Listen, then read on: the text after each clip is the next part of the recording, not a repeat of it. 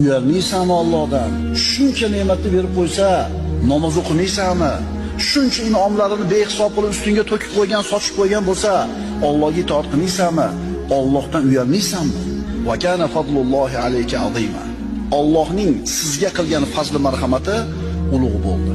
Qaytaramiz, inson har qancha urinmasin, Alloh bergan ne'matlardan birontasini Allohga qaytara olmaydi. Ha endi kimdir aytishi mumkin. Va Ibrohim allazi vaffa degan Qur'onda Alloh.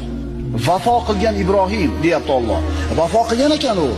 Birodarlar, vafo qildi deganini biz Allohning bergan ne'matlarini shukrini ado qilib qo'ydi deb tushunmasligimiz kerak.